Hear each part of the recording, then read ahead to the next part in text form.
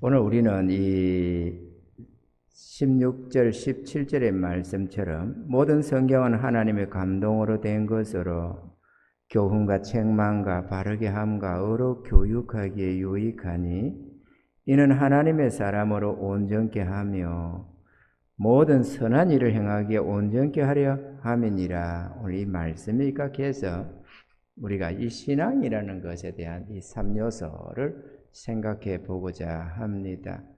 신앙에는 세 가지 요소가 있습니다. 이 세 가지 요소가 바로 정립이 되어져야만 이 신앙이 단단하고 열매 있는 삶이 되는데, 그렇지 못하면 마치 산발이에 다리가 하나가 없거나 둘이 없으면 제대로 역할을 못하고 넘어지는 것처럼 우리의 신앙도 세 가지 요소가 바로 균형을 잡아야만 믿음의 삶이 굳건해진다라는 것입니다. 그 세 가지 중에 첫째는 예배입니다. 성도는 하나님께 예배를 드려야 됩니다. 성도의 가장 기본은 하나님의 성전에 나와서 하나님께 예배를 드리는 것입니다. 이 예배 드림을 위해서 하나님은 우리를 세상에서 하나님 없던 삶에서 우리를 불러서 하나님 백성으로 삼으시고 마음껏 하나님이 복을 내려주시려고 하는 것입니다. 이 예배에는 기도도 찬양도 다 있어야 하지만 예배의 가장 중요한 것은 하나님의 말씀과 뜻이 바로 선포되는 것이라 하겠습니다.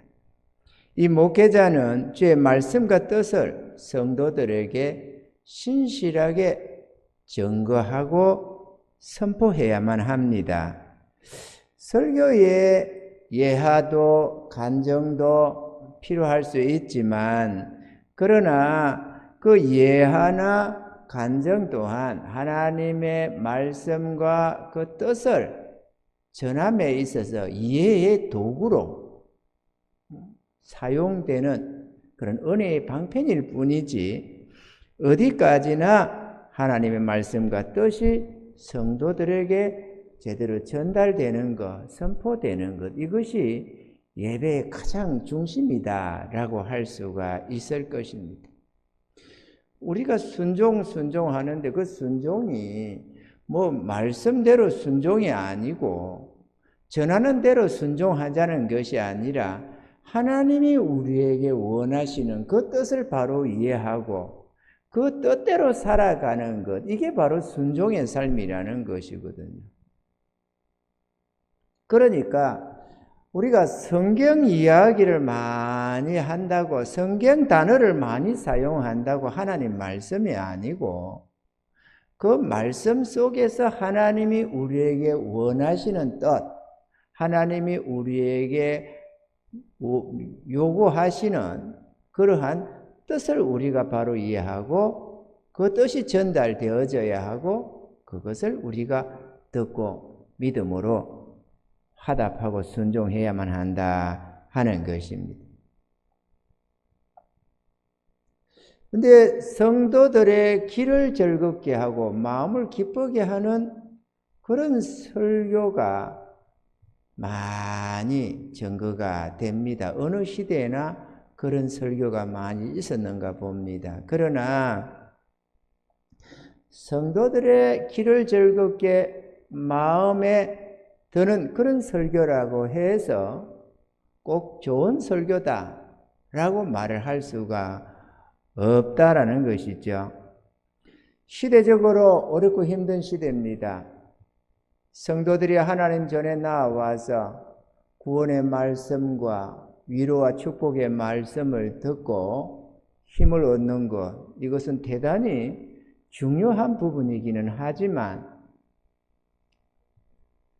그러나 이 시대적으로 볼 때 주께서 내가 올 때 믿음을 보겠느냐 이렇게 말씀하실 정도로 신앙에 많이 부패되어 있는 그러한 시대를 우리가 살고 있습니다. 이러한 시대에 칭찬 일변도의 설교라고 한다면 뭐가 좀 잘못되지 않았나라고 우리가 충분히 생각해 볼 수가 있다라는 것입니다. 아멘이죠? 예레미야 선지자는 성도들에게 듣기 좋은 말을 많이 하던 이 하나냐 선지자에게 이렇게 말씀을 했습니다. 예레미야 28장 7절로 9절에 보면 그러나 너는 이제 내가 내 귀와 모든 백성의 귀에 이르는 이 말을 들으라. 나와 너 이전 선지자들이 자고로 여러 나라와 큰 국가들에 대하여 전쟁과 재앙과 연병을 예언하였느니라. 평화를 예언하는 선지자는 그 예언자의 말이 응한 후에야 그는 진실로 여호와의 보내신 선지자로 알게 되리라. 아멘. 그러니까 전쟁과 재앙과 연병을 예언했다. 모든 선지자들이 그리 했다는 거죠. 이거는 뭘 말씀하느냐? 주의 백성들에게 하나님의 심판을 전한다는 것입니다.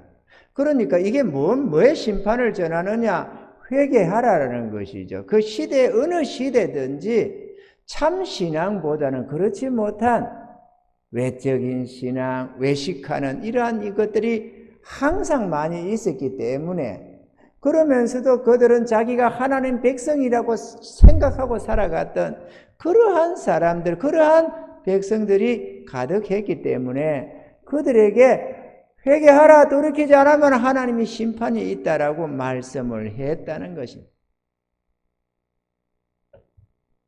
그러다 보니까 이 겸손하지 못한 성도들, 겸손하지 못한 그러한 선지자들이나 제사장들이나 이런 유대 관원들이나 백성들이 그 선지자들의 책망을 참을 수가 없었던 것입니다. 아니 감히 우리 주의 백성들을 향해서 저렇게 모욕적인 말을 하다니, 심판을 얘기하다니, 우리가 택함받은 주의 백성인데 구원함을 얻은 하나님의 자녀들인데 아브라함의 후손인데 이런 생각에서 책망해오는, 회개하라고 하는 그런 말을 받아들일 수가 없었던 것입니다. 그래서 선지자들이 돌로 침을 맞고 이렇게 저렇게 핍박과 구박을 받으며 죽임을 당하던 그러한 사건들이 가득하다는 것입니다. 그러니까 하나님의 보냄을 받은 자들이 나는 너희를 사랑한다, 나는 너희를 축복한단다, 너희는 내 백성이다, 너희는 사랑받기에 태어났다, 이렇게 말을 하러 온 게 아니라는 거죠. 그런 선지자가 있다면 그가 전하는 그것이 그대로 성취된 다음에라야 하나님의 참된 종으로 인정받는다는 것입니다. 그 창세 이래로 하나님의 책망이 항상 주어졌지 하나님의 칭찬이 없었다는 거죠. 이해가 되시면 아멘. 그래서 하나님은 이 예레미야서를 통해서도 많은 부분에 있습니다만은 이들이 내가 보내지 않는데도 다름질하고 가서는 자기 마음의 생각대로 전하면서 그것도 하나님의 뜻을 거역하고 불순종하는 자들에게 평안하다, 안전하다 전하면서 여호와의 말씀이니라, 여호와의 말씀이니라 이렇게 하나님의 말씀을 도죽질 한다 그렇게 했습니다. 그래서 이들이 내 백성에게 도무지 유익이 없다 이렇게 말이죠. 더더구나 자기 생각을 전하면서도 자기 마음의 생각을 우리 하나님이니까 우리가 주의 백성이니까 하나님이 사랑하셔 축복하셔 이렇게 생각해가지고 지 생각대로 평화를 전하고 화평을 전하고 너희에게 구원이 있다고 생명이 있다고 너희가 하나님 자녀라고 하나님은 너희를 사랑한다고 택하셨다고 막 그렇게 전하는 것입니다. 그래서 죽지 않을 영혼을 사냥기를 한다고 말을 하면서 하나님이 그들을 책망하시는 것, 너희는 저들의 말을 듣지 말아라 이렇게 말씀하시는 것을 볼 수가 있습니다. 그러니까 특히나 주님 계시던 그때에도, 그 지난날 옛 시대에도 하나님의 백성들에게 책망의 말씀이 대체로 주류를 이뤘다고 한다면 경고의 말씀, 책망의 말씀, 회개하라고 하는 말씀, 돌이키라고 하는 것, 이런 말씀들이 주류를 이뤘다고 한다면 말세를 만난 지금 이 시대는 더 말할 나위가 없다라고 우리가 생각할 수가 있는 것입니다. 그런데 어떻게 성도들의 길을 즐겁게, 마음을 기쁘게, 위로를 하지 말아야 된다는 것은 아닙니다. 그런 건 아니지만 그렇게 하는 것이 결코 바람직한 것은 아니다. 사실 한 주간 성도들이 삶 속에서 지치고 힘들고 그렇게 세상과 싸우다가 하나님의 전에 나왔는데 책망과 질책의 일변도의 어떤 설교를 듣는다면 이것 또한도 옳은 것은 아닐 것입니다. 하나님의 위로가 있어야 하고 하나님의 축복의 말씀도 전해져야 하겠습니다만은, 그래서 다시 힘을 얻고 또 한 주간 믿음으로 싸워가야 할 것입니다. 그것이 정말로 중요하기는 하지만, 근데 오늘날은 대체적으로 지난날 듣는 말이 지옥을 말하지 마라, 성도들이 부담스러워한다, 지옥을 들먹지 마라 해서 1년을 가도 지옥이라는 단어를 안 쓴다는 말을 들은 적도 있습니다. 지옥을 말하지 마라, 성도들이 부담스러워하니까 이게 웬 말입니까? 이래가지고 어떻게 그걸 하나님 말씀이라고 하겠어요? 그리고 교회의 중직들이 설교, 목사님을 보고 이런 설교는 하지 마시오, 저런 설교는 하시오라고 한다면 이미 그거는 주님이 없는 삶 아니겠어요? 주님의 통치 속에서 주님의 뜻을 전하는 게 설교라고 한다면, 주님의 뜻이 아니라 사람들의 의향을 받들어서 성경을 얘기하는 거라면 성경에 위로의 말, 축복의 말이 얼마나 많아요. 그죠? 얼마나 여기 많습니까? 그러면 그런 것들만 뽑아서 전하면은 1년 내내 전해도 위로의 말, 축복의 말, 사랑의 말, 얼마든지 있잖아요. 은혜의 말. 그런 말만 전해가지고 오세요. 그게 하나님 말씀이라고 할 수 있나요? 하나님이 그 교회를 향해서, 그 성도들을 향해서 하나님이 주시는 그 말씀을 전해야만 그게 하나님 말씀이지, 성경에 있다고 해서 하나님 말씀이 아닙니다, 여러분. 아멘이죠? 레마라는 게 있잖아요. 모든 게 하나님 말씀이지만 그때 전하라는 말씀이 있잖아요. 그 말씀이 하나님 말씀이지, 성경이 있다고 아무렇게나 좋은 말 골라가지고 전하면 그게 하나님 말씀이 되는 건 아니지 않겠어요?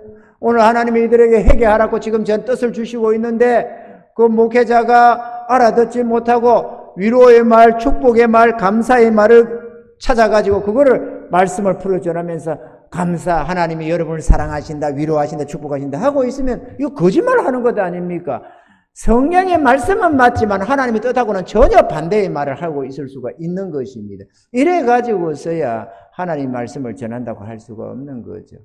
성경을 팔아먹는 그러한 거짓된 설교다라고 할 수가 있는 것입니다. 목회자는 자신의 이념이나 생각을 하나님 말씀의 자리에 두어서는 절대로 안 되는 것입니다.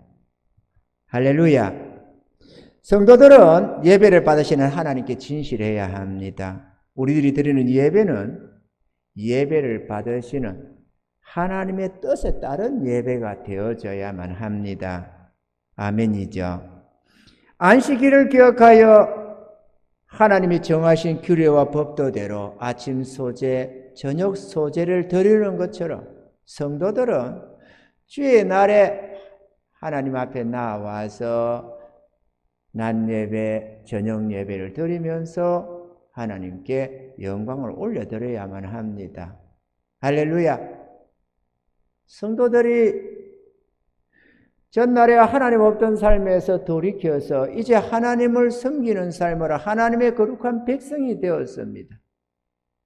마음을 새롭게 해서 우리 자신의 몸으로 하나님께 영광 돌리는 삶을 살아가야 하는 것이 성도들의 삶인 것입니다. 우리 존재 자체로 하나님께 제물이 되어서 살아가는 것, 이게 진정한 영적 예배라고 주님은 말씀을 하십니다. 그런데 주의 성일에 아침에 저녁에 나와서 예배 드리는 것도 제대로 못한다면 이것을 어떻게 예배자의 삶이라고 할 수가 있느냐는 것입니다. 바쁘다고 뭐 하다고 일 있다고 뭐 있다고 예배를 빼먹는다는 것, 이거는 자기의 삶을 사는 삶이지 하나님의 삶을 사는 것이라고 도무지 말을 해줄 수가 없는 것입니다. 물론 살다가 보면은 이런저런 사연 속에서 피치 못해서 하나님이 허용하는 안에서 주일날에도 일을 할 수도 있는 때도 있고, 저녁 예배를 드려야 할 때 누군가를 찾아서 신방할 수도 있을 것입니다. 상황에 따라서는 워낙에 인생사에 다양한 상황들이 있으니까 말이죠.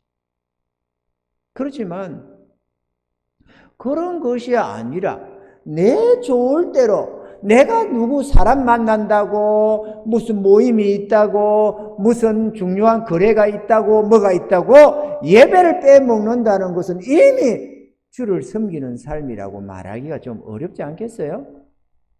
모든 상황에 모든 말씀을 적용하기는 어렵지만 나라는 존재, 나라는 남은 생애가 주와 복음을 위하며 하나님의 영광을 위해서 구별된 삶을 사는 자라면은 마땅히 정규 예배에 아침 소제, 저녁 소제를 드리는 것처럼 주일날에는 하나님께 나와서 예배를 드리며 주일을 지키는 것, 이게 너무도 당연하다고 하겠습니다.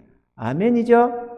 또한 주일에서 주일을 건너가려면 한 주간이라는 긴 기간이 있습니다. 우리가 가랑비에 옷 젖는다고 시대적으로 온갖 이질적인 문화 속에 가득한 속에서 우리가 살고 있는데, 하나님의 거룩한 백성으로 구별된 삶을 살려면은 징검다리 역할이 하나가 필요한 겁니다. 한 주간에서 한 주간으로 건너뛰기에는 우리가 그 사이에 많은 부분들이 유혹이 따라오기 때문에 그렇습니다. 그래서 교회가 언제부터 정했는지는 모르지만 수요 예배, 징검다리 예배를 하나 드리고 있습니다.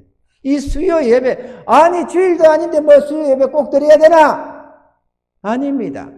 드리는 것이 우리 영혼에 유익합니다. 아멘이죠? 유익한 거예요. 그리고 기도회들이 있습니다. 금요 기도회도 있고 새벽 기도회도 있고. 너무 힘든데 귀찮은데 우리가 생각할 수 있습니다. 그게 불편할 수도 있습니다. 그런데 그러한 사소한 것들, 그때 나와가지고 그 기도에 한번 빠졌다고 뭐 대단한 무슨 뭐가 있나, 그 한번 참여했다고 대단한 뭔가를 얻느나, 이렇게 생각할지는 모르지만 그런 조그마한 것들이 모여서 우리의 신앙이 지켜지고 보존되고 사단의 유혹에서 벗어날 수가 있다는 사실입니다. 우리 생활 속에서 그래도 먹기 싫어도 삼시세때 챙겨 먹어가면서 때때로 간식도 먹고 외식도 하고 이런저런 속에서 우리가 체력이 유지되는 것이지, 맛있는 것만 먹는다고 되는 건 아니잖아요. 별것도 아닌 것에도 집밥이 항상 좋은 거고, 그래도 거기 꾸준하게 우리를 지탱해 가는 것은 나가서 사 먹는 것이 아니라 집밥 아니겠어요? 대체적으로 나가서 먹으면 하면서 먹으면 외식하는 게 좋아 보이기는 하지만 어쩔 수 없이 나가서 먹는 사람들도 있겠지만, 그래도 한결같은 그 집에서 먹는 그 밥이 별것 아닌 것 같아도 그게 전반적으로 우리의 삶에, 우리의 이 육체의 건강을 유지하는 비결이 되는 것입니다. 할렐루야! 또 우리가 이렇게 먹는 음식만 이렇게 하는 것이 아니라 때때로 보약도 먹고 특별식도 먹듯이 때때로 부흥회도 하고 말이죠.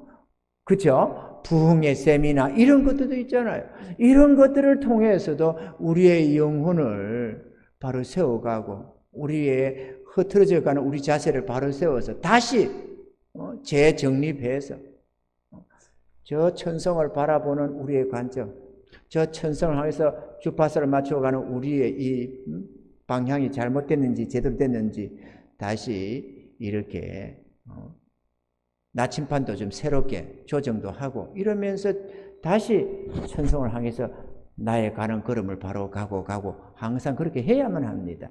우리가 바다에 배든지 고속도로 일조선으로 반듯하게 놔져 있는 그런 고속도로를 달려도 차를 핸들을 꼭 잡고 있으면은 한참 가다 보면 한쪽으로 쏠려서 어디로 가게 되어 있습니다. 그래서 항상 이렇게 알게 모르게 항상 핸들을 움직이면서 바로 잡아줘야만 똑바로 가는 것입니다. 쿠브길이 좀 있어도 요리 틀었다가 바로 잡고 저리 틀었다가 바로 잡고 항상 바로 잡아 가잖아요. 우리의 신앙도 마찬가지인지라 삶에 이 세상에 풍파라는 것이 있고 이런저런 시련, 이런저런 문제들이 우리에게 닥치고 사단의 유혹이 강력하게 우리를 유혹하고 있기 때문에 내가 한번 하나님께 마음 들였다고 곧장 가고 있는 게 아닙니다. 계속해서 영향을 받아서 자꾸만 우리의 방향, 우리의 관점이 달라진다 이거죠. 중요도가. 저 천상을 죽기까지 내가 순복하겠노라고 했다가도 어느새 보면 물질을 쫓거나 명예를 쫓거나 낙을 쫓거나 이렇게 하고 있는 우리 자신을 발견한다고 그죠. 왜? 나도 모르게 어느 시점에서 문제가 생기는 것입니다.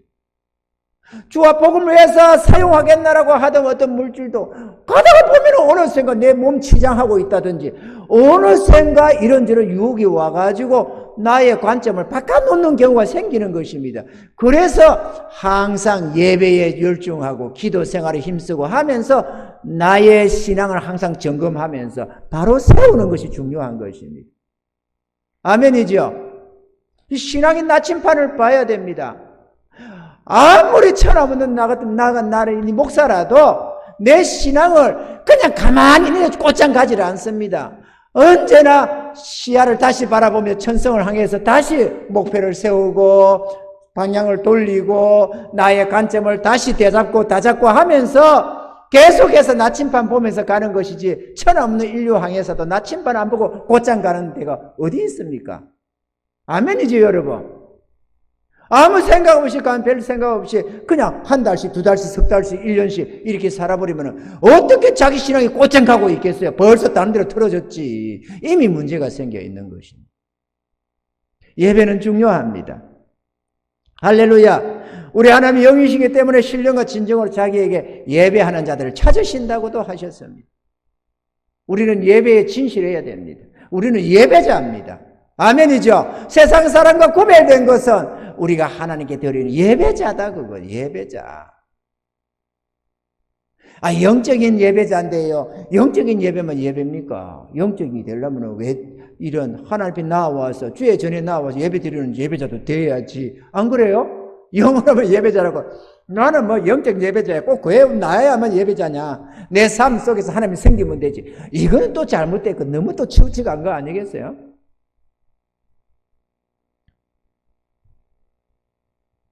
제가 가만히 이렇게 지나오면서 생각하면은 그래도 힘이 들어도 항상 주의 전을 찾은 이게 나를 지키는 바탕이 됩니다.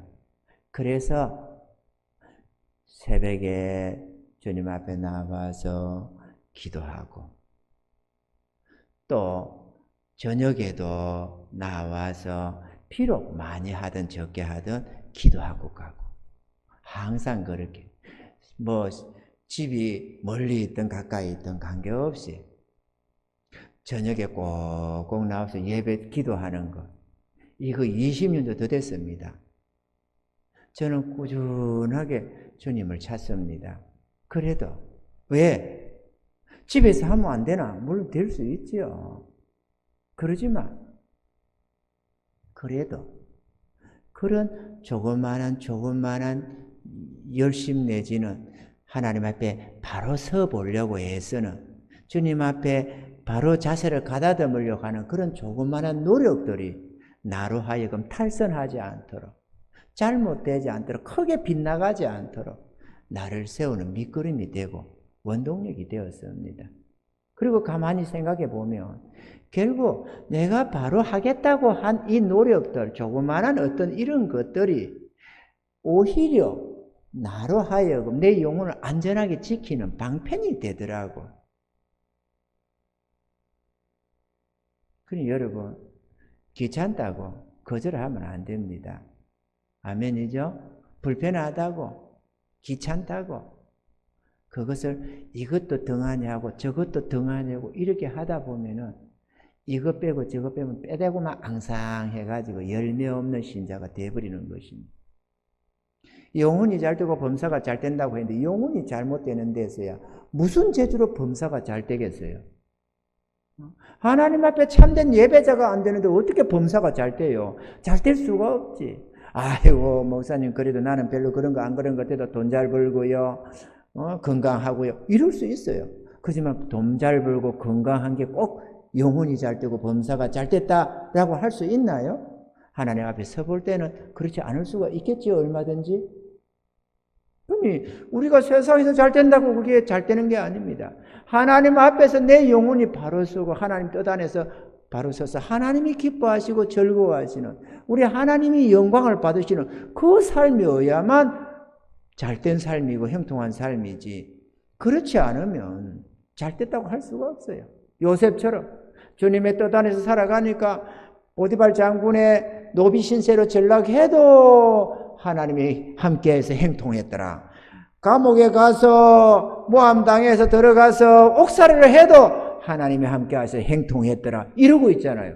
그러나 우리가 주님의 뜻을 어긋나서 내가 내 삶을 살아보겠노라고 이렇게 저렇게 애를 쓰면서 이런 예배 저런 기도 빠져가면서 내가 어떻게든 해보겠다고 몸부림친다고 해가지고 그래서 설령 사업이 잘 되고 가정이 잘 되고 건강하고 뭐 잘 됐다고 해서 그게 진짜 형통일까?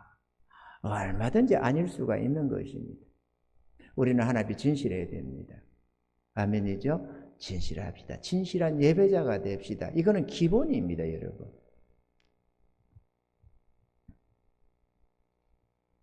사단이 우는 사자와 같이 우리에게 달려들어서 우리의 믿음을 실족시키려고 합니다. 사단이 얼마나 무서운 존재입니까?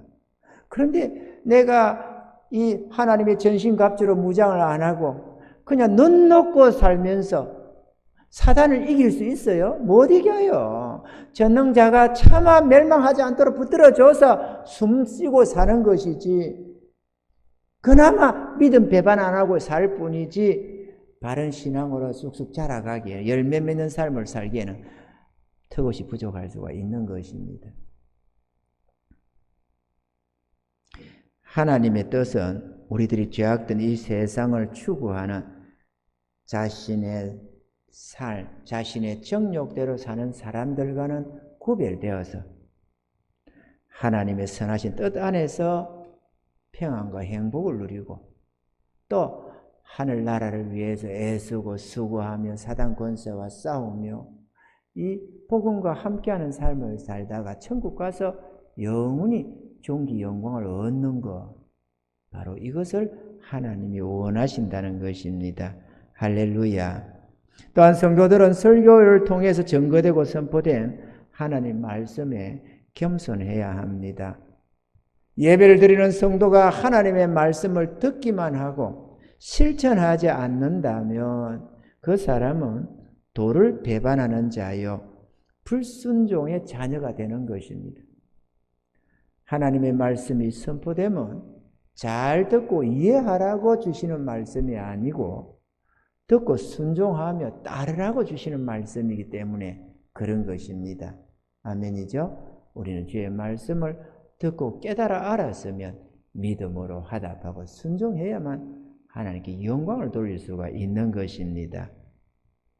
두 번째로 이 신앙의 3요소의 두 번째 요소는 교육입니다. 성도는 교육을 받아야만 합니다. 현장에 가서 일만 하면 되는 막노동자들도 교육을 받아야 하고 도로를 따라서 운전만 잘하면 되는 이 운전자들도 이 교통법규나 안전교육을 받아야만 합니다. 오랜 세월 법공부를 해서 사법고시에 패스한 사람들도 연수원에 들어가서 실무교육을 받아야만 제대로 된 어떤 일들을 할 수가 있습니다. 그러면 세상에 속해서 내 마음대로 정욕대로 살아가던 우리들이 하나님의 용서와 구원함을 입어서 거룩한 하나님의 백성이 되었는데 교육이 없겠느냐라는 것이죠. 당연히 교육이 있습니다. 아멘이죠. 그러면 성도들이 어떤 교육을 받아야 하느냐? 당연히 하나님의 속한 백성으로서 살아가는 규범을 배워야 하고 교회를 섬기는 법을 배워야만 하는 것입니다.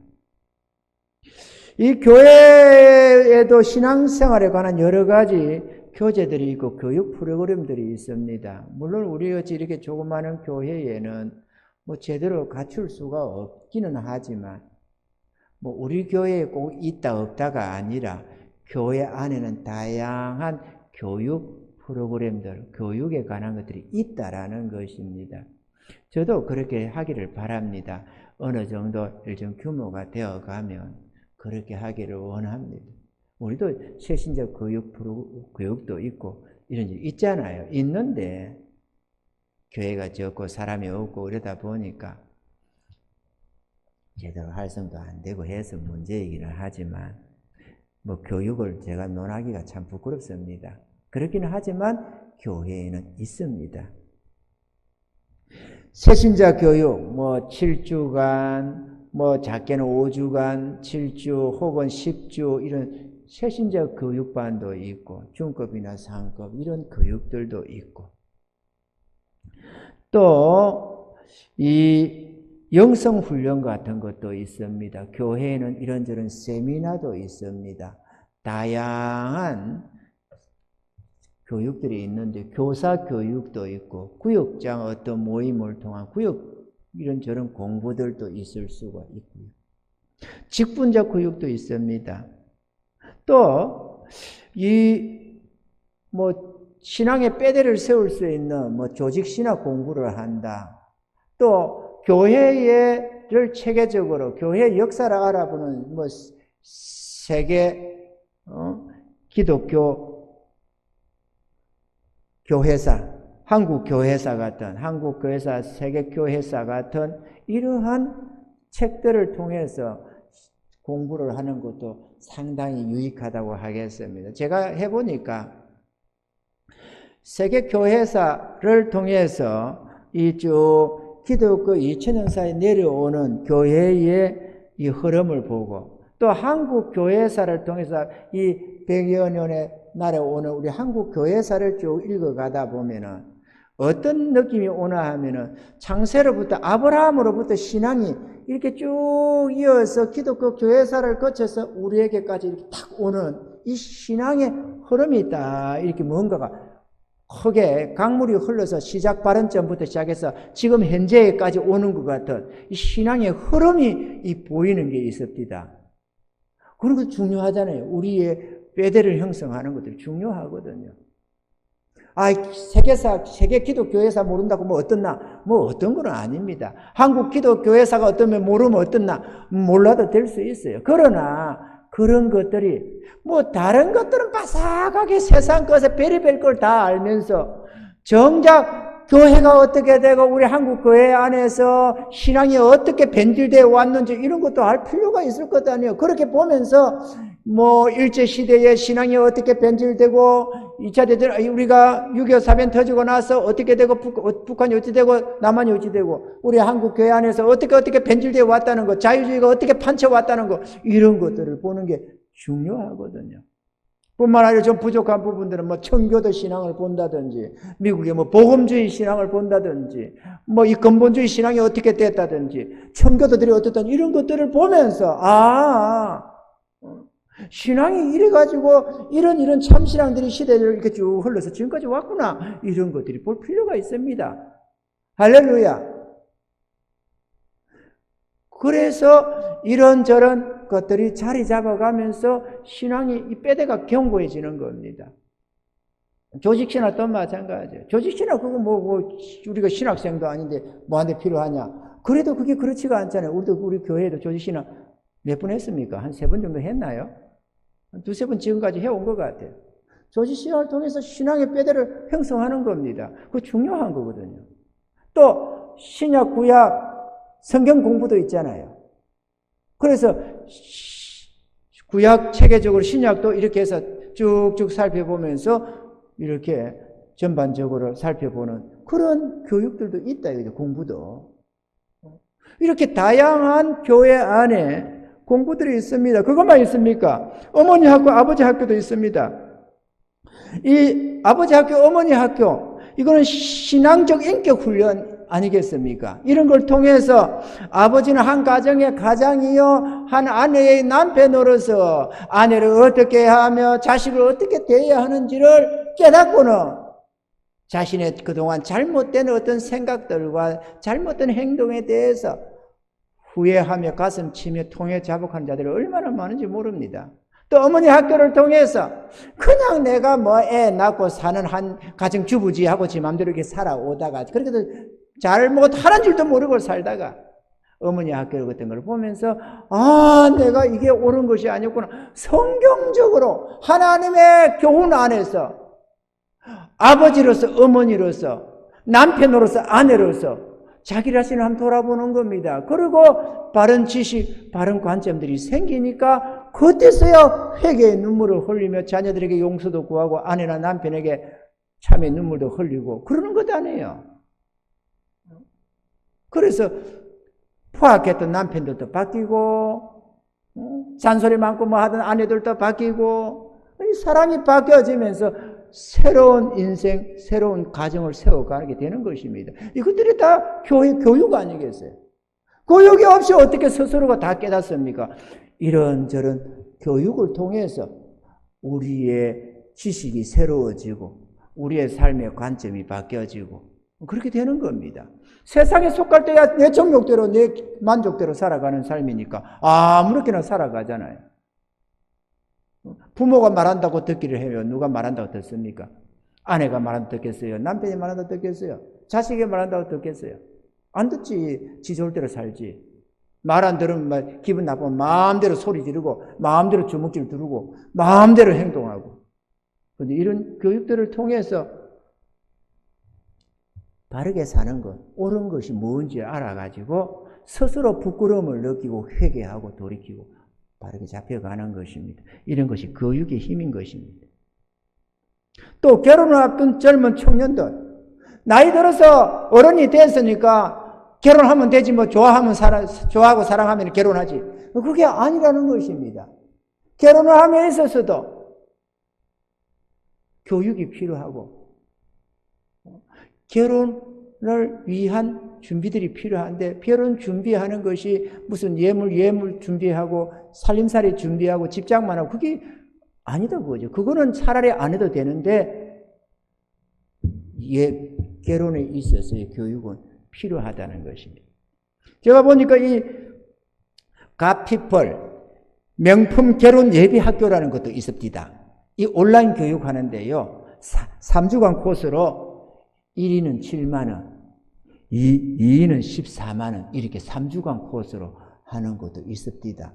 결혼을 앞두면 이것도 한번 받아볼 필요가 있어요. 젊은 사람들. 7만 원, 14만 원 아깝다 생각하지 말고 받을 필요가 있습니다. 그래서 결혼이라는 뭔지 남자는 뭐고 남편은 뭐고 아내는 뭐고 이런저런 것들을 내가 알고 결혼을 해야지 아무것도 모르고 그냥 냉큼 결혼해가지고 내 기분대로 내 생각대로 주장하고 싸우고 그래가지고 안 되는 거거든. 뭐 이런 것이 너무 돈이 아깝다 그거는 도대체 안 되겠다 그런다면 이 결혼 설명서라는 책도 있어요. 결혼 설명서 좋은 책입니다. 이런 걸 통해서 남편이 뭐고 아내가 뭔지 가정이 뭔지 부부가 뭔지 배워야 되는 겁니다. 배워야만 이게 결혼이구나 하는 게 감이 잡히기 시작한다 이거죠. 그래야 실패하지 않습니다. 아무런 준비도 없고 아무런 생각도 없이 그냥 냉큼 기분대로 결혼하고 보니까 그냥 엉망진창이 되고 특히나 희생과 헌신을 모르는 사랑을 모르는 이기적인 존재들이 딱 둘이가 만나니까 그냥 싸우고 찢고 볶고 하다가 결혼해서 몇 시간만도 헤어지는 사람도 있고 말이죠. 신혼여행 가서 깨지는 사람도 있고 1년 가다가 망가지는 사람도 있고 얼마나 엉망진창이냐 이거죠. 결혼이 뭔지 몰라가지고. 그러나 우리는 주의 백성들 아닙니까? 하나님 백성들이니까 당연히 하나님의 교육법이 있고 하나님의 뜻이 있습니다. 우리는 그러한 관점들을 배워야 하고 하나님이 우리에게 요구하시는 뜻들을 이해해야만 합니다. 아멘이죠? 꼭 설교를 통해서 터치할 수 없는 많은 것들이 교육을 통해서 이루어진다 그거죠. 전도하고 교회를 섬기는 일도 이런저런 경로를 통해서 배워야만 섬김을 가질 수가 있는 것입니다. 그리고 신앙의 3요소 마지막 봉사입니다. 섬김입니다. 성도의 열매는 섬김입니다. 아멘이죠? 예배를 드리고 교육을 받고 해서 내가 이제 좀 뭐 알 것 같다라는 요게 문제가 아니고 이것은 섬김을 통해서 실천하라고 열매를 맺으라고 하나님이 준비시키는 것이기 때문에 우리는 섬김을 통해서 우리의 신앙, 우리의 진보를 나타내야 된다라는 것입니다. 교회란 믿음과 사랑으로 섬기는 신앙 공동체입니다. 신앙생활이 듣고 믿어 구원을 받는 것으로 끝나는 것이 아니라 섬김을 통해서 열매 맺는 실천하는 삶이 되어야 한다라는 것입니다. 마가복음 10장 45절에 인자에 온 것은 섬김을 받으려 함이 아니라 도리어 섬기려 하고 자기 목숨을 많은 사람의 대속물로 주려 함이니라. 할렐루야. 요한복음 14장 12절로 17절에는 저희 발을 씻기신 후에 옷을 입으시고 다시 앉아 저에게 이르시되 내가 너희에게 행한 것을 너희가 아느냐? 너희가 나를 선생이라 또는 주라 하니 너희 말이 옳도다. 내가 그러하다. 내가 주와 또는 선생이 되어 너희 발을 씻겼으니 너희도 서로 발을 씻기는 것이 옳으니라. 내가 너희에게 행한 것 같이 너희도 행하게 하려 하여 분을 보였노라. 내가 진실로 진실로 너희에게 이르노니 종이 상전보다 크지 못하고 보냄을 받은 자가 보낸 자보다 크지 못하니 너희가 이것을 알고 행하면 복이 있으리라. 할렐루야. 주님은 내가 선생으로 주로서 너희 발을 씻겠다. 지금 우리나라야 뭐 세족식 해가지고 하면서 절기에 어떤 행사를 따라서 하는 경우도 있지만 우리나라는 먼지 구덩이로 다니는 게다 신고 다니는 나라가 아닙니다. 맨발로 다니는 것도 아니고 슬리퍼 끌고 다니는 것도 아니고 말이죠. 그러나 저 중동 지역은 모래들이 많고 뭐 요즘처럼 이런 신발을 잘 신고 다니는 것도 아니잖아요. 당연히 길거리만 나가면 발이 시커멓게 들어올 수밖에 없는 것입니다. 그럼 물도 귀한되고 그러다 보니까 항상 주인이 나갔다 오면 종들이 세숫대에 물을 떠다가 이렇게 발을 씻겨주는 종놈들이 주인을 모시고 섬기는 예법이 있다 그거죠. 그것을 주님이 했습니다. 그럼 우리가 우리 문화의 수준의 생각에서는 그걸 이해가 잘 안 되는 것입니다만은 그 시대 그 나라들에서는 지금까지도 이어지고 오는 어떤 것이 될 것입니다. 종들이 주인이 갔다 오면 발도 씻겨드리고 오면 음식도 차려드리고 이렇게 다 해서 모시고 서서 수종을 드는 것. 이게 종들이 하는 역할이거든요. 그것을 주와 선생이 되셔서 우리 주님께서 먼저 그거를 섬기는 거를 모범으로 보였다 그거죠. 발 씻기는 게 문제가 아니라 발 씻긴다는 이것이 상징하는 바 섬김을 모범으로 보였다는 것입니다. 그래서 주님은 그 섬김을 통해 자기의 생명도 주러 왔다고 말을 하는 것입니다. 그럼 너희가 이것을 바로 이해하고 너희가 이것을 바로 실천하면은 너에게 복이 있을 것이다. 이렇게 말해요.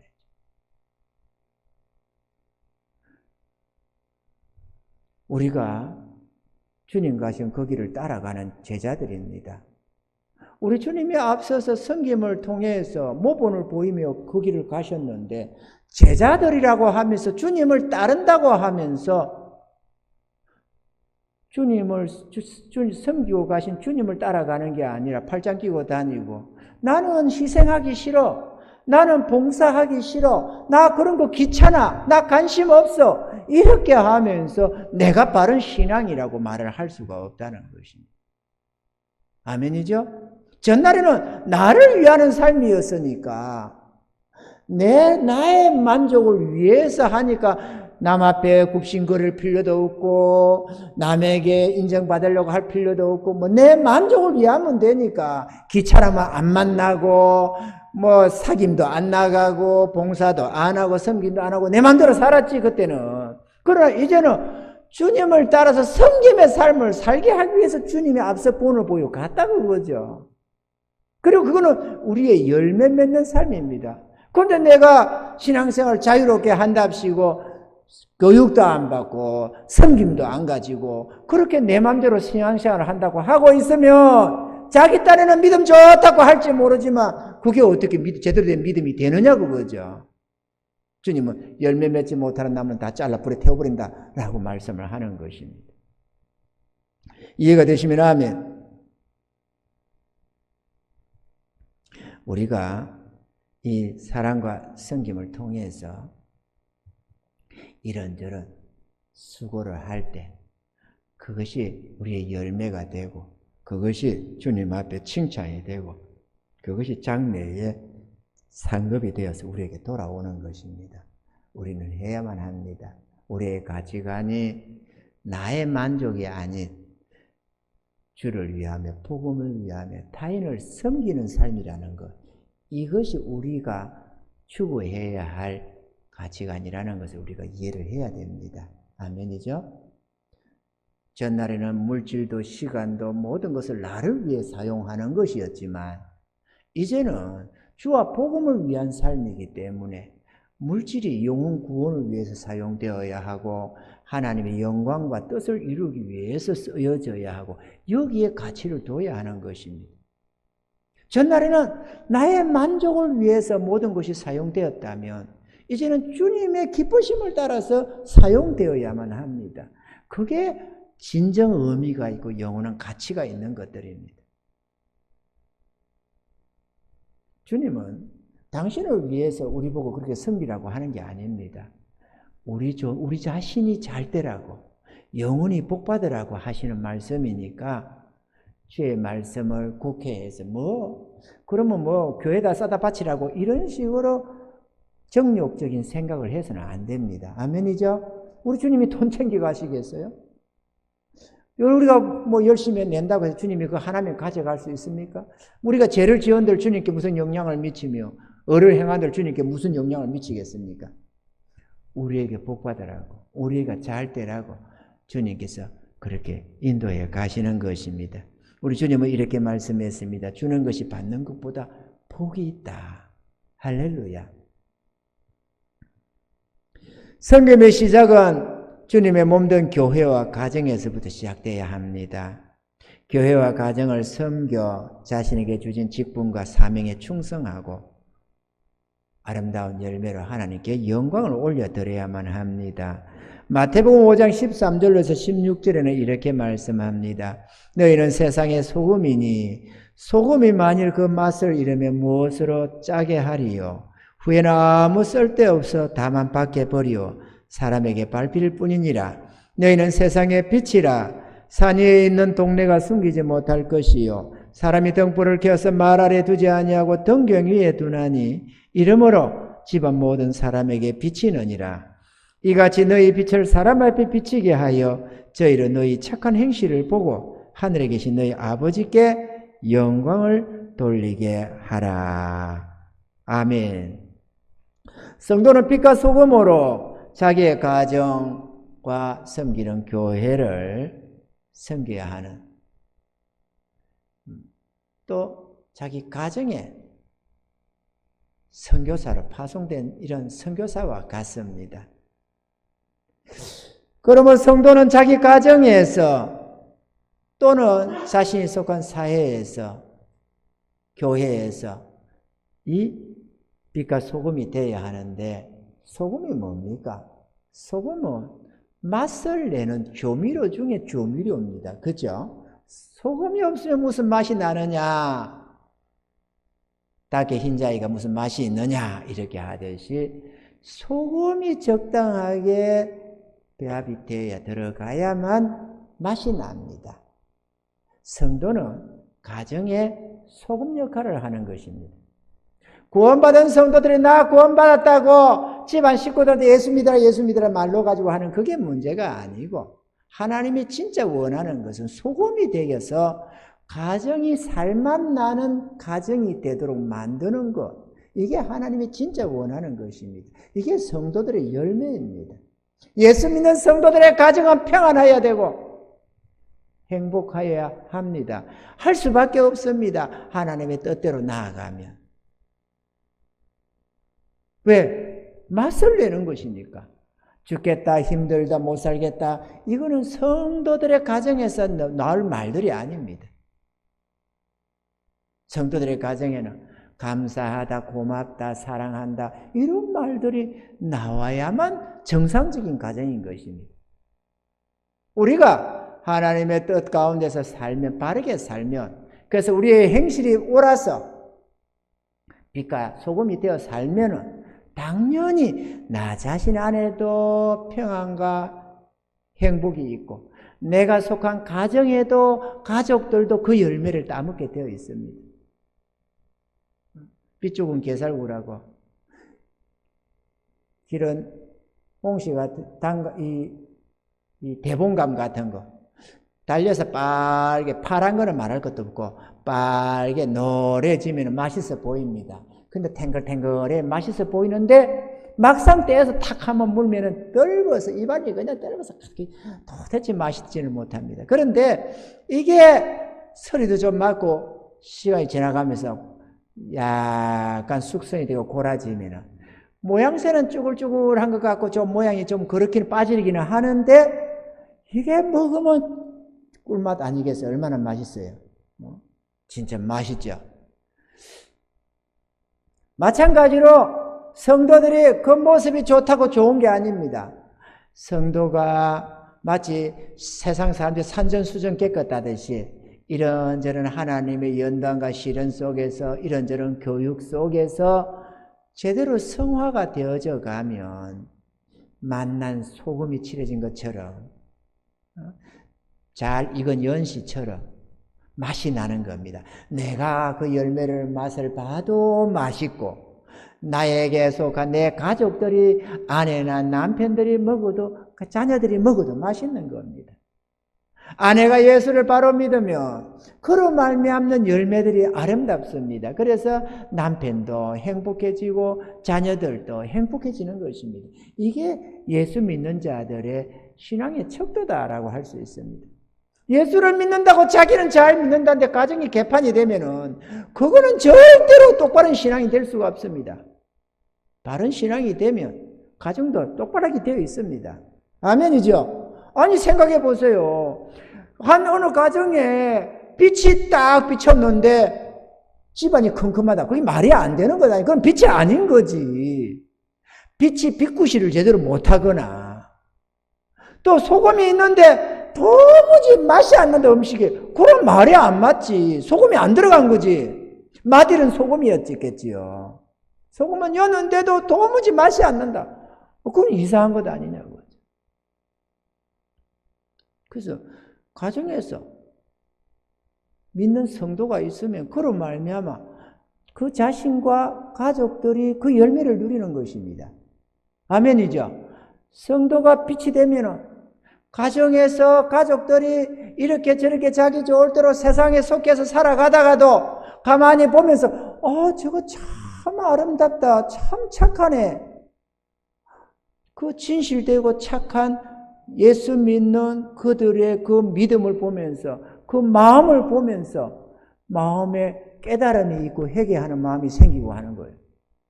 그런데 개똥같이 살면서 입으로만 예수 믿으라 구원받는다, 예수 믿으라 구원받는다면 니나 잘 믿으라 이러지 누가 그걸 들으려고 하느냐고 그죠. 빛이 안 되고 소금이 안 되는 거죠. 성도는 섬김입니다. 가정에서 교회에서 못 섬기면 어디서 섬길 거예요? 가정에서 교회에서 못 섬기면 어디서 섬기려냐고 그러면은 뭐 해외 나가서 선교 가서 섬길 겁니까? 그 제대로 못 섬기는 사람은 선교로 가도 기분 내고 갔다 오면서 선교 갔다 왔다 하더라고. 돈만 닦아 쓰고 놀러 가가지고 선교 간다 하면 삐그 얼굴 안 내밀고 그 다음에 관광 다니고 뭐하고 하다 와가지고는 선교 다녀왔다 그거 말이야. 그런 소리 하면 안 되지. 여기서 못 섬기는데 어떻게 딴 데 나가서 섬겨요? 가정에서 자기 가족들을 사랑하지 못하고 섬기지 못하는데 어떻게 누구를 섬겨요? 주님께서 너희는 세상의 빛이라 소금이라. 그러니까 그 말은 좋게 여겨가지고 우리가 세상의 빛이고 소금이야. 그런데 소금으로 안 살고 빛으로 안 살면 어떻게 해요? 안 되지.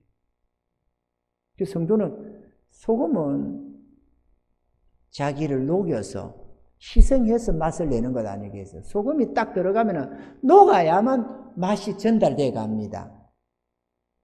그러니까 성도가 소금이 된다는 말은 자기를 녹이는 거예요. 자기를 희생하지 않고 땡글땡글 까칠까칠하게 소금 덩어리가 남아서 소금이 될 수는 없습니다. 그게 녹아서 다른 이들에게 맛을 내게 하는 그게 소금의 역할이니까 성도는 교회에서 가정에서 소금이 되어야 합니다. 아내가 남편에게, 남편에게 아내에게, 자녀들에게, 부모에게, 형제들에게 소금이 되어야 합니다. 그래서 만나는 세상을 만들어가는 겁니다. 할렐루야! 그게 성도들의 본분입니다. 그게 열매 맺는 성도들의 첫 번째로 제일 중요한 부분이라고 하겠습니다. 지금까지 별로 만나는 소금 역할을 못했다면 이제라도 회개하시고 소금 역할을 하셔야만 합니다. 또 빛의 역할도 해야 됩니다. 내가 정욕대로 살면서는 빛이 안 됩니다. 그거는 정욕은 어둠이거든요. 빛이라 진리대로 갈 때 빛이 됩니다. 사랑하며 인내하며 섬기며 이렇게 살아가는 이런 것들이 사람들의 마음에 빛을 비추는 것입니다. 저렇게 사는 것이구나 이렇게 말이죠. 그래서 다른 사람들이 그걸 보면서 자신의 어두운 행위를 반영해 보게 되고 자기의 잘못된 사상들을 돌이켜보게 되고 그렇게 해서 회개하고 주님께로 돌아오게 하는 것, 이것들이 바로 우리가 세상에 보냄을 받은 빛이요 소금의 사역인 것입니다. 할렐루야. 성도들이 가족들을 사랑하고 섬김으로써 온 가족이 평안과 행복을 누리는 것은 하나님이 당신의 자녀들에게 주시는 귀한 은혜의 선물인 것입니다. 우리는 그 선물을 받아 누릴 수 있어야만 합니다. 섬김을 통해서 내가 잃는 것 같아도 그 속에서 진정한 평안과 행복을 누리게 됩니다. 그리고 하나님께 영광을 돌릴 수가 있습니다. 나를 섬기는 삶, 나를 챙기는 삶이 크리스찬의 삶이 아닙니다. 그건 주님을 따라가는 삶이 아닙니다. 아멘이죠? 나를 희생해서, 나를 들여서, 나를 던져서 다른 이들을 이롭게 하고 유익하게 하고 그들을 세워주고 격려하고 사랑하고 위로하고 축복하는 것. 이게 진짜 성도들의 열매요. 칭찬과 상급이 따라오는 것들입니다. 그런 걸 통해서 전도도 또한 이루어져야 하는 것입니다. 결론적으로 성도는 예배만 잘 드린다고도 좋은 신앙이다라고 할 수가 없습니다. 성도는 마땅히 예배에 충실해야 합니다. 아멘이죠? 예배에 충실합시다. 내가 마음대로 정하고 나는 여기까지야 이렇게 하지 말고 하나님이 원하시는 뜻에 순종하는 예배가 되어야만 제대로 된 예배다라고 할 수가 있을 것입니다. 또한 교육에도 신경을 써야 됩니다. 또 교회에서 별로 이렇게 못한다고 해서 교육 손 놓고 있지 말고 성경을 읽으시면 됩니다. 집에서라도 성경을 꾸준하게 몇 장씩이라도 보셔서 그래도 1년에 1독은 한다, 최소한도 그렇게 생각을 하시고 성경은 보셔야 합니다. 왜? 우리가 하나님의 백성이 되어놓고 하나님의 법, 하나님의 뜻에 대해서 무지한이 되었어야 어떻게 바른 신앙이 되겠어요? 될 수가 없지. 설교 조금 듣는다고 이거 몇 차례 1년에 52주인데 52주에 주일 날 예배, 저녁 예배 드린다고 혹은 수요 예배 드렸다고 3번 드렸다고 해서 꼴랑 150번 예배 드렸다고 설교 조금 듣는 그거 가지고 어떻게 제대로 하나님 뜻을 이해하겠어요? 코끼리 구경 가는 거와 똑같이 꼬랑지 만지고 다리 만지고 하는 거 똑같은 것이지. 그래가지고서야 아버지의 뜻을 제대로 이해하지 못하고 하나님 주시는 축복을 제대로 이해할 수가 없는 것이죠. 교육은 받아야 합니다. 아멘이죠? 교육이 있을 때는 적극적으로 참여하셔야 됩니다. 교회 세미나가 있다. 그 참여해야지. 부흥회가 있다. 참여해야지. 기도회가 있다. 어찌하든지 내 영혼을 위해서라도 할 수 있으면 참여하는 게 중요합니다. 참여하십시오, 여러분. 그리고 개인적으로도 경건한 시간들을 내어서 마음 써야만 합니다. 그게 우리 영혼을 안전하게 지키는 비결입니다. 크게 어긋나지 않냐. 또 봉사를 통해서 열매 맺는 삶이 되어야 합니다. 주님은 열매 맺지 못하는 신앙을 제일 싫어하십니다. 그러한 자들은 주님의 이 징계가 많이 따라오고 칭찬과 상급이 별로 없어집니다. 예수 믿어 참된 구원함을 얻었을지라도 그렇게 되면 열매 없는 신앙이 되어서 꽝이 될 수밖에 없습니다. 우리는 주님의 기뻐하심을 따라서 주님을 가신 그 길을 따라서 섬김의 삶을 살아야 될 줄로 믿습니다. 우리가 주일날 식사 준비를 한다. 이것도 섬김일 것이고 토요일 나와서 청소를 좀 한다. 이것도 섬김일 것이고 조금만 좀 신경을 써서 뭐라 하다 보면 이래저래 섬길 것도 있고 봉사도 있고 또 시간이 안 되는 사람은 물질로 또 섬길 수도 있고 말이죠. 보니까 여기 우리 새로 오시는 지금 오시고 계신 우리 김영수 선주 집사님 네 분이 다음 주에 고기 대접한다고 사모한테 20만 원 했다대요. 다음 주에 우리 고기 먹게 생겼어요. 주일날에 고기. 이 금요일 좀 되면 그때부터는 고기 잡수지 마세요. 실컷 먹고 와가지고 주일날 고기 맛없다는 소리 하지 말고 고기 먹기 먹고 있어. 그날 고기 먹다. 그것도 하나의 섬김 아니겠어요? 그죠? 섬김. 그럼 다른 성도들이 이렇게 섬기는 걸 보면서 이렇게 하다 보니까 나도 좀 섬기고 싶다. 이래가지고 하는 것도 아니에요. 그것도 하나의 교육이고 봉사고 그래요.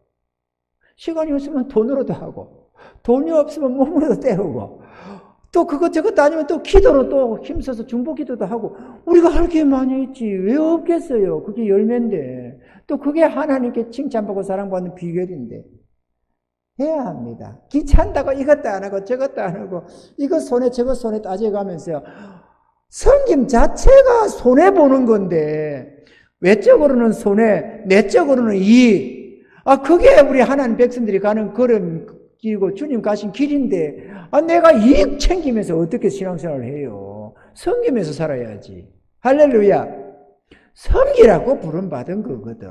그래서 열매 맺어서 하나님께 영광 돌리고 이 세상에 자기 정력대로 이익, 자기 만족을 추구하는 이 세상 사람들과 구별되어서 거룩한 백성으로 살고 천국 가서 영원한 칭찬과 상급을 받고 이게 하나님이 선하신 뜻 아니겠어요, 우리에게. 할렐루야. 그렇게 하시고 섬김 속에서 최고의 섬김은 죽을 영혼 살리는 것입니다. 우리는 전도의 마음 쓰기 바랍니다. 어찌하든지 때를 얻든지 못 얻든지 복음은 전해야 할 것입니다. 어찌하든지 이런저런 사람들 가까이 하기 힘쓰시고 차라도 한 잔 밥이라도 하나 사줘가면서 그렇게 저렇게 위하고 또 한 영혼 한 영혼 주님께로 이끌어서 이 영원한 생명을 얻을 수 있도록 함께 천국 갈 수 있도록 마음속에 애써야 될 줄로 믿습니다. 이런 은혜 자리 되셔서 반듯한 신앙, 균형 잡힌 신앙이 되셔서 하나님께 영광 올려드리는 성리자들이 다 되기를 주님 축원합니다.